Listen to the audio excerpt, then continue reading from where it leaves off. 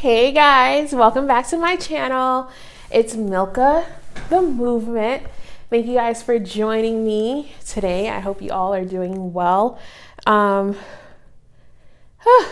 don't know why every time I start recording I get like out of breath, so excuse me. I get like out of breath. I think I'm just like super nervous. I don't know why, because it's just me and a camera, but I guess the thought of knowing that people are gonna go see it is crazy. So there's that. Before I get into today's topic, which is a very important topic, I do want to encourage you guys to hit that subscribe button. Make sure that you're subscribed to this channel. Also, check out my Amazon storefront, which the link will be in the bio. Also, make sure you're following me on TikTok if you're not already doing so. If you're here because you see one of my TikToks, welcome.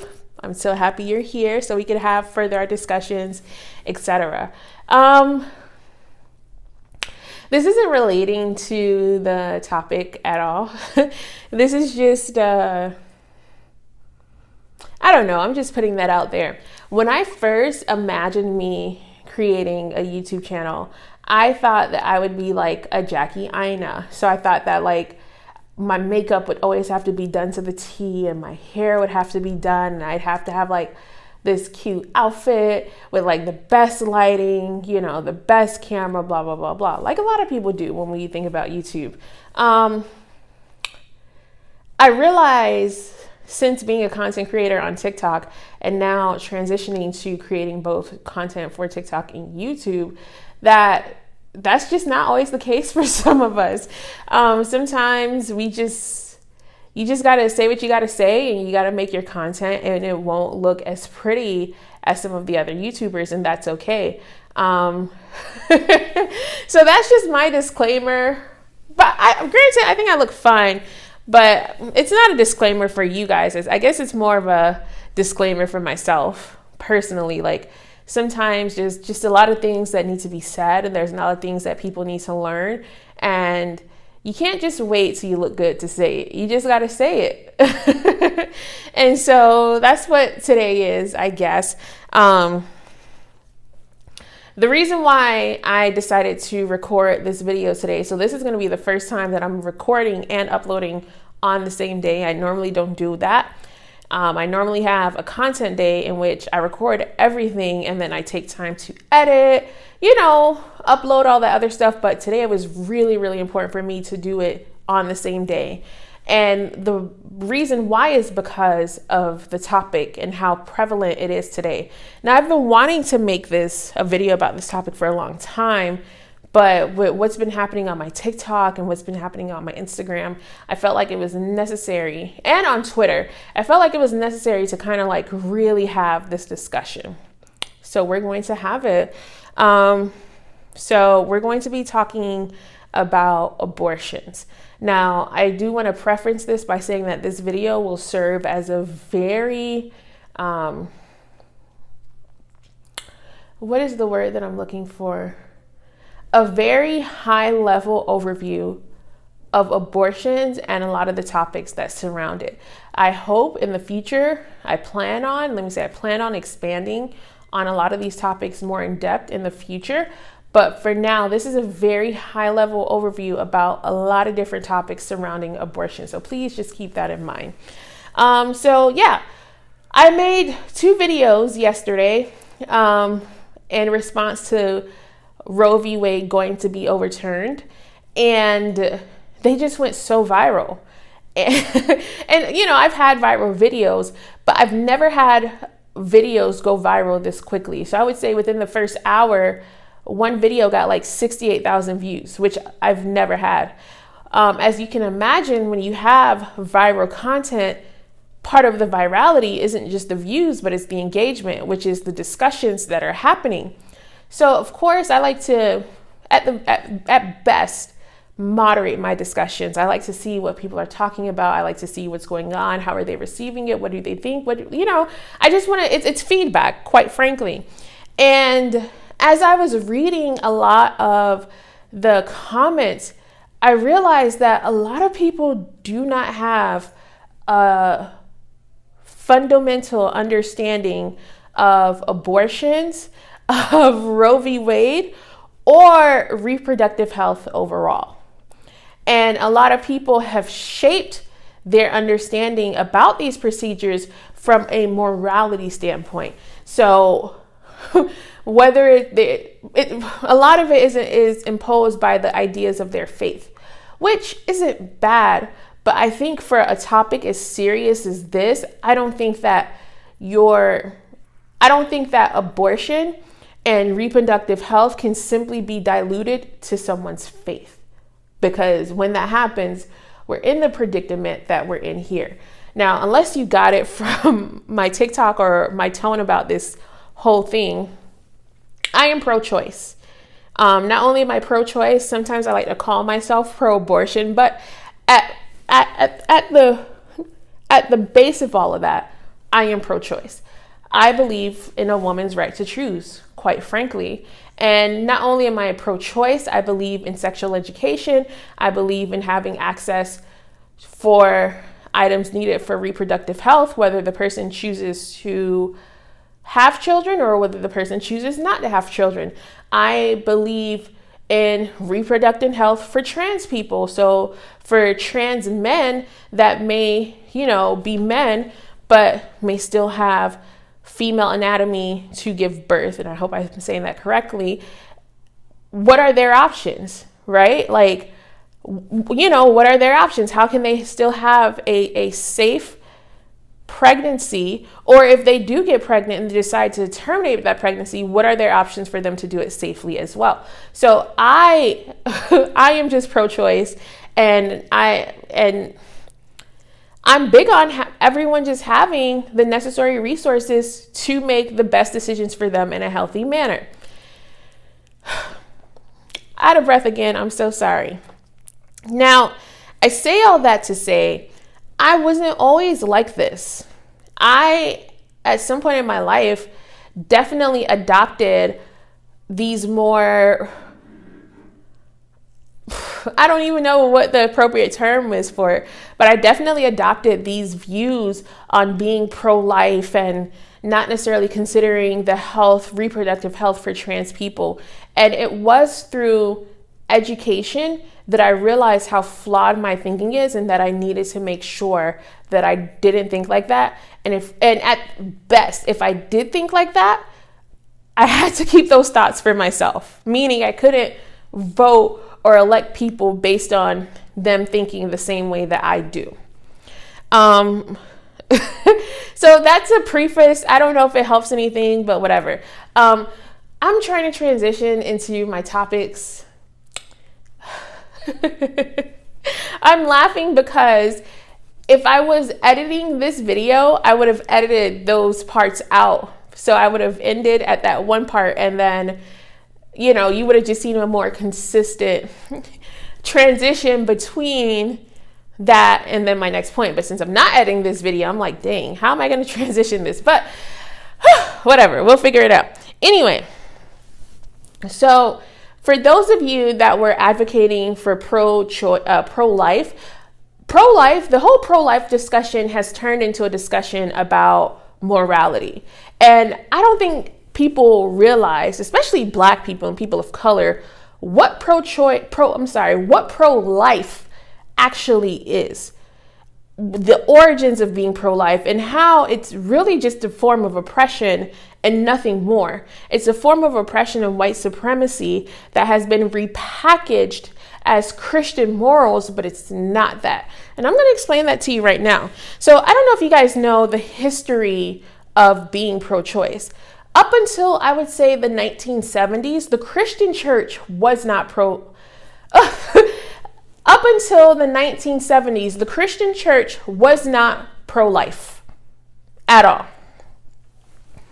Not only were they not pro-life, they were pro-choice, meaning just do what's best for you. There was no laws, there were no morality sermons, there were no marches, it was nothing. The only people that were pro-life were Catholics. And if you are Catholic, if you were born Catholic, you raised Catholic, or you've been raised Catholic, you know what I'm saying is true. Catholics were not simply against abortion, they prohibited all forms of contraceptives. So keep that in mind. So it wasn't just abortions, it was all forms of contraceptives, whether that be condoms, whether that be birth control, all forms of contraceptives. Keep that in mind. So what happened around the 1970s was that, if you guys remember, around 1965 or so, where the 1960s was when the civil rights movement really picked up, and it was they were pushing for an end, a nationwide end to segregation, right? And now having more integration. Well, the Christian church at the time did not like that. They wanted the churches to stay segregated. And a lot of Christian churches had adjoining schools, like school, how they do now, like how the private schools were religious private schools, not necessarily like how we kind of see private schools now, where a private school is not necessarily a religious private school. It's like like just different form of education, kind of private school. So what happened was that the government intervened and said, if those schools do not integrate, they will lose their tax exempt status. Okay? So as a result, those schools, essentially the government forced those schools, those Christian schools, to integrate. What that did was that they made the collective so upset, because a lot of people did not want to have to integrate. And just to give you a backstory, integration, when the government forced you to integrate, it wasn't that you can open your schools to a non-white child or to a black child.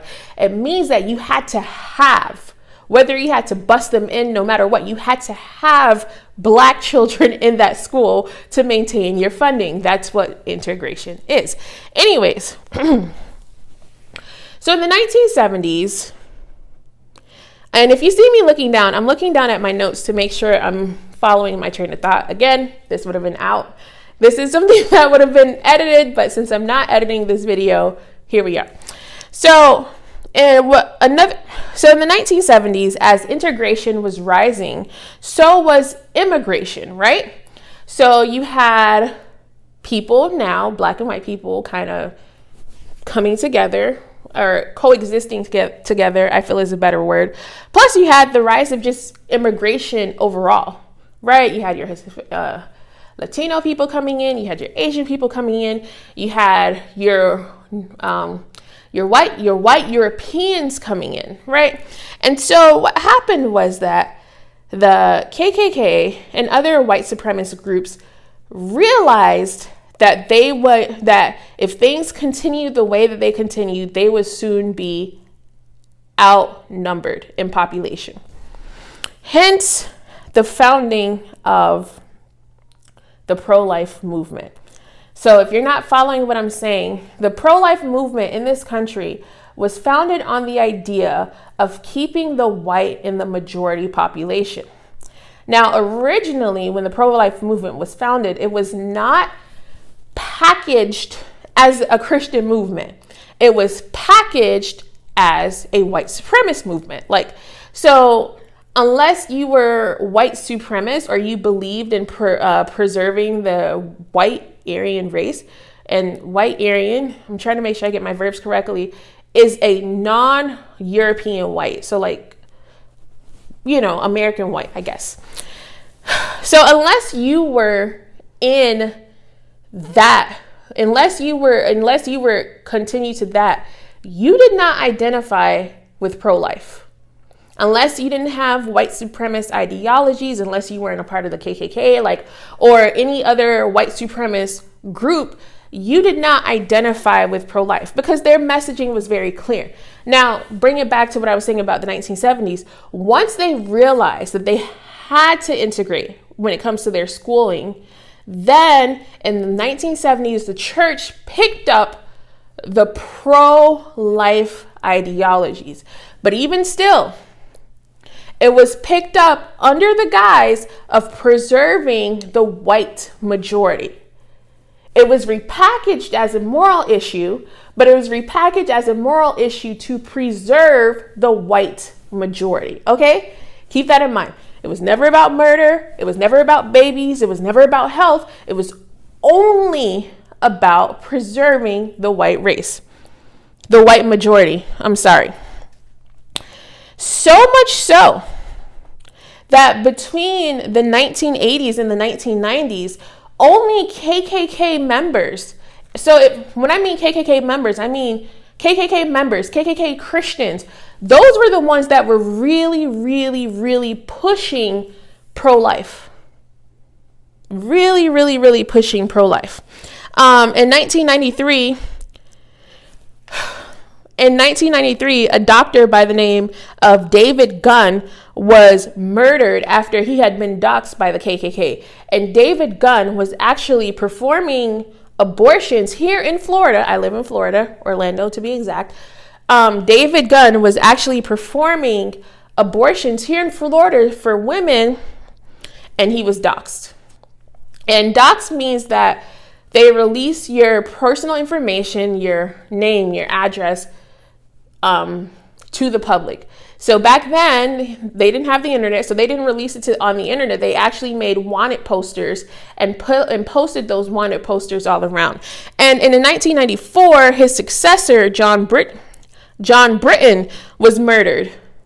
Literally a year after, by the same means. Like, they did the wanted poster, posted his personal address, and then he was found killed. And all of this was done by the KKK in effort to suppress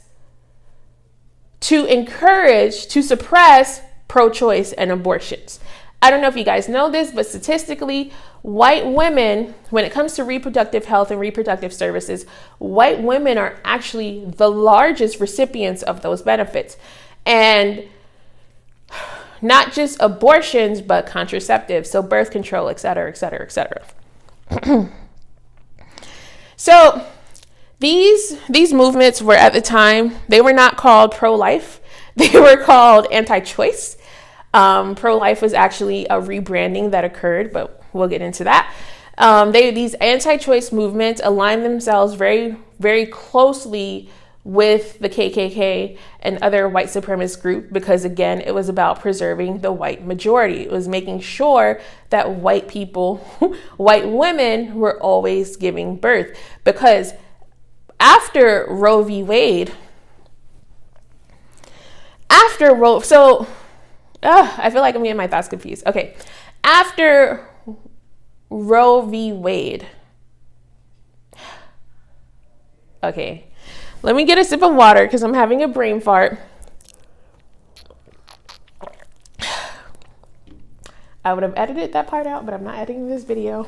Which, the more that I speak, the more that I'm like, maybe I should just edit the video and just take an extra day and upload it the next day because, But anyway, long story short, because the reason why I keep pausing is because I'm trying to make sure I hit certain points, but and my train of thought and the certain points don't always align. So my brain gets overwhelmed as I'm speaking. So let me just, whatever. So the fact of the matter is, pro-life, back then it wasn't called pro-life. It was actually called anti-choice. All of that movement originated for the white race. There was no other rhyme or reason. It wasn't about children. It wasn't about healthcare, welfare, or anything. It was simply about preserving the white race and making sure the white race is empowered. Now, I have a whole bunch of other facts and figures about it that I wanted to get into, but I won't get into it just yet. But I wanted to bring that up because I see a lot of Christian people that are really pushing for pro-life and believe that pro-life is a part of their faith and being pro-life is what God would have wanted. And I really want to make it clear, you cannot be pro-life and Christian, because the basis for being pro-life is white supremacy. And when white supremacy is the basis of something, oppression follows. So you cannot be Christian and be pro-life if you don't subscribe to white supremacy. If you are an American and you subscribe to white supremacy, then you can be pro-life, regardless of your race. Obviously, if you're Black and you subscribe to white supremacy, that's an issue because it doesn't benefit you at all. But that's here nor there. I'm not here to, that's your life, live it. But aside from that, if you do identify as a Christian person, you are non-white, a Black person, understanding, subscribing to the ideologies of being pro-life means that you are subscribing to white supremacy. Okay? And that's period. That's not up for discussion. That's not up for debate. All of the information, all of these resources are available online for you to read at your spare time. If you want me to drop some reading, a reading list, or kind of share some of the articles that I read with you, be sure to leave a comment and I'll be more than happy to do that. But all of this has been documented, right? All of this has been documented, whether it was the things that the KKK wrote, whether it was what David Duke said, which was one of the big leaders of the KKK, and a lot of white supremacist groups. Now, in the last few years, the pro-life movement, which has rebranded from the anti-choice movement, has rebranded themselves and tried to make it more inclusive. But even that was intentional because, as David Duke said, and I want to read this quote verbatim. I'm just shuffling through my papers. Dang it, where did I put it? As David Duke said, you cannot encourage white women to not get abortions without encouraging Black women to not get abortions. I mean, you can, but that won't be universally acceptable. So what do? You encourage none of them to get abortions, but you encourage, okay, I'm trying to read it verbatim. You deter whites from getting abortion and you encourage Black and color people to use long-term contraceptives, or you condemn social welfare. So in other words, what he's saying is that nowadays you can't discourage white. You can't say, oh, everyone can be pro-choice. Everyone can be pro-life except white women. White women, you have to give birth. You can't say that, right? Because then you're the KKK, which he was, so whatever. But aside from the point, so what you do is you rephrase it.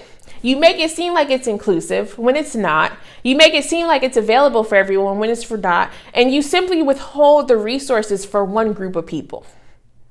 So in his case, he said condemning social welfare and encouraging long-term contraceptives, which they actually never did in the Black community. But they condemn social welfare, which means that for a white woman, if she gives birth, she will have access to all these social welfare benefits. But if a Black woman gives birth, although she subscribes to the same ideology, because in this country, the government has to make it accessible for everyone, you condemn it, right? And if you think about it, that's why we hear all of this. Oh, Black women and baby mamas only want the government to do this, and Black women, blah, blah, blah. Think about where that came from. Think about it. So again, I just want to keep reiterating this. You cannot be Christian and be pro-life. You can't, because the origin of pro-life and the continuation of pro-life is simply to advance white supremacy. It is simply to make sure that enough white babies are being born to keep white people in population. Period. This is not my opinion. This is not something that I just made up. This is a well-documented fact, okay? There are plethora of historians that have documented it. There are plethora of images and pictures of the early pro-life movement. It's been it's available. It's available.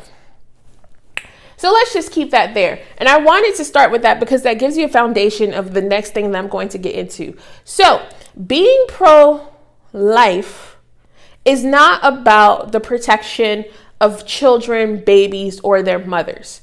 It's about advancing the white race, okay? Keep that in mind.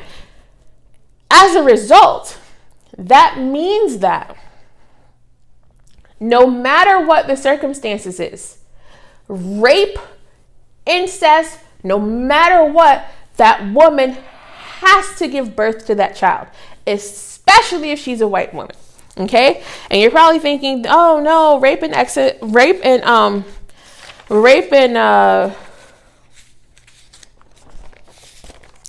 you're probably thinking rape and I may have to edit this. You're probably thinking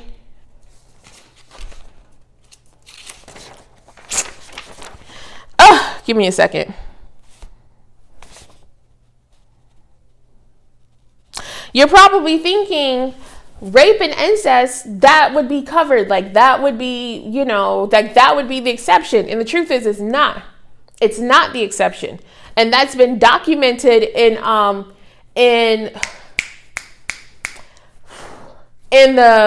writings. It's not the exception. It is not the exception. And I want to read this to you as to why is this not the exception. Anti-choice figures, anti-choice, remember, because before it was pro-life, it was anti-choice, defended incest and rape as necessary for historical population growth.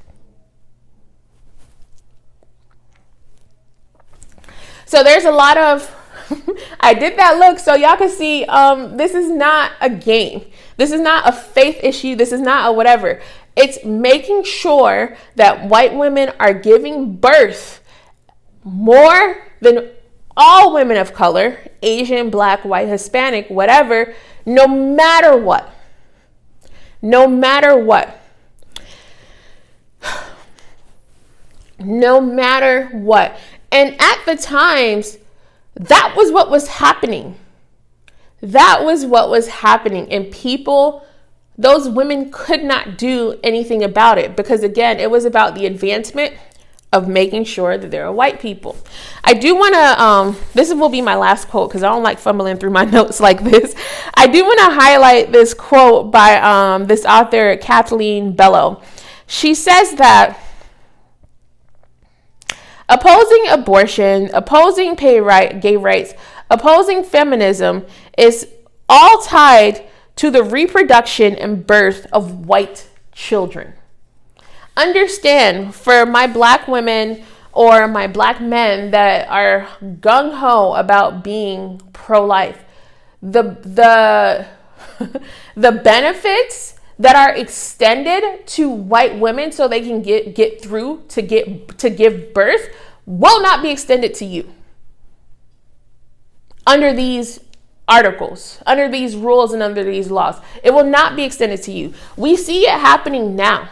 Black women have the highest mortality rate when it comes to giving birth to their children. We see it happening now, and abortions were protected. Imagine how much more worse it's going to be if abortions are not protected. Now, I believe abortion is healthcare, and I'm going to tell you why. The legal term and the medical term for abortion does not give creed or credence to the reason for the abortion, the causes for the abortion, and the aftermath of the abortion. Okay? It literally talks about the process. Why do I say that? That means that if you miscarry, as a lot of women do, unfortunately, some women, when they miscarry, they expel the contents within their uterus, right? But some women don't. Some women, and again, we all know this, or if you're a man, you probably don't. Some women, every woman that miscarries doesn't always have this, the things come out. Or even if they do, the process in removing that is legally justified as an abortion. Because again, the legal definition for an abortion is to terminate a pregnancy. It does not take into the legal definition, does not consider if the baby had, the baby, the fetus, whatever you want to call it, if the baby, the fetus, whatever, was already dead or had no chances of surviving, right? Again, I'm highlighting that to say, if you're pro-life or whatever, when you say abortion banned, you are not just talking about, some hoochie mama that is evading responsibility. You're actually talking about services for women that miscarry, that need to have the contents and the remains of their pregnancy removed. Keep that in mind.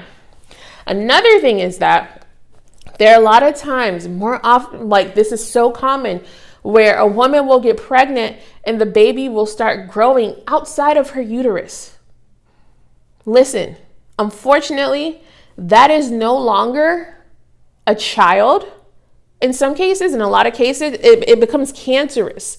The process of removing that will be classified as an abortion. Okay? With the abortion ban, that too becomes harder to get, if even possible.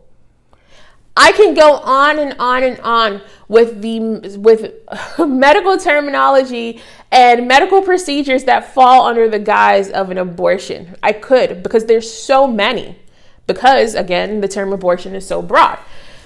I say all that to say, when you support an abortion ban, you're not, again, I said it before, you're not talking about evading responsibility, which is what a lot of people think abortions are. You're actually talking about medical procedures for women who miscarry, medical procedures for women who have babies that are dead inside of them. Like literally the baby has died. Like those are the things that you are talking about. When Roe v. Wade became a law, we'll say that, or an amendment, whatever it is, an amendment, that was the stepping stone for a lot of the things that we consider to be normal reproductive health.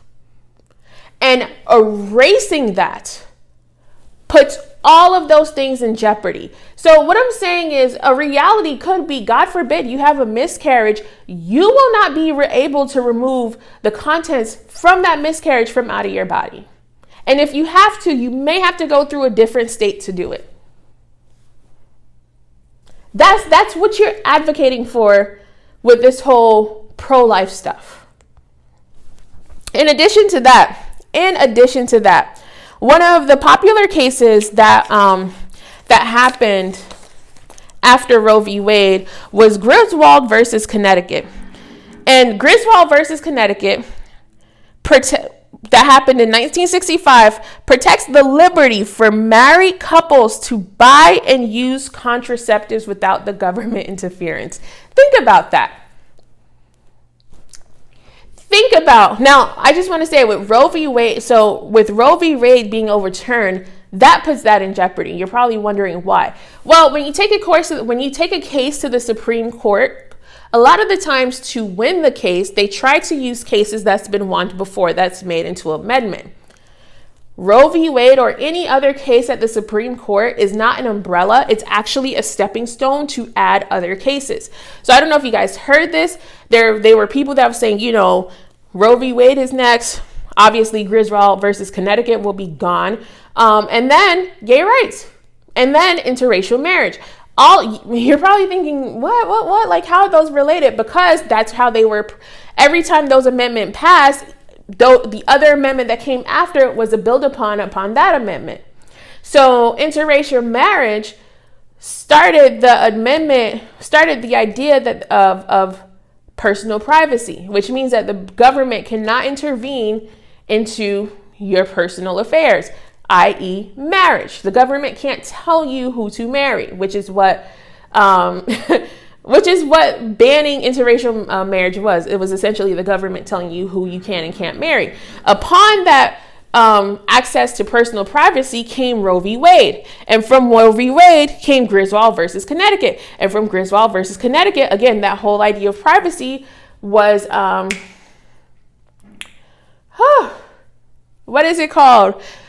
gay rights and gay people being able to marry. Like, all of those were a build upon from each other. So with Roe v. Wade being gone, that puts all of those in jeopardy, which again, most likely those will be gone too. Or, you know, they gonna do what they do. I feel like I said a lot. I feel like I've been talking for a long time. But I hope I've given you some foundationals and understanding of what abortions are. And I do want to give you some other stats. 40% of the women that have abortions are women that have children already. Quite a few of the statistics of women that have abortions are actually married. And these are abortions. I'm sorry, I was going to specify, but there's no need for that. A lot of the women that have abortions are already married because, so this idea that a woman that is having an abortion is just some young hoochie mama that is evading responsibilities, that don't want to take care of her responsibilities, and as a result is just taking the easy way out, is not true. It's not. I mean, it's true in a sense that it happens, but majority of what's happening isn't that. It sounds like women that already have children that are overwhelmed and don't have the resources that they need to maintain those children. I know, we're both. I said a lot. As I said at the beginning of this video, a lot of these topics deserve their own videos to really dive in and dissect, whether it's the medical understanding of abortion, whether it's the Constitution and how these amendments all connect to each other, like whether it's white supremacy, honestly, and whether it's the anti-choice to pro-life movement. All of these things deserve their own videos because there's so many topics to talk about when it comes into them. I try to give a very, very, very, very, very high level overview of why I think this is important and why, quite frankly, you really shouldn't support being pro-life. And no matter where you stand on religion, the abortion ban should be problematic to everyone. There should be not one person trying to sit here and argue about murder and babies and what God wants, because this is not about any of that. This is not about murder. This is not about babies. This is not about health. This is truly about white supremacy. Okay? So yeah, I said a mouthful. Let me know what your comments are below. Again, I hope to dive into these topics individually. Thank you so much for rocking with me. I know my videos be long as hell and I be saying a whole lot. So I thank y'all so much for staying through the end and rocking with me. And I hope to see you soon. Be sure to subscribe if you like this video and show some love. Deuces.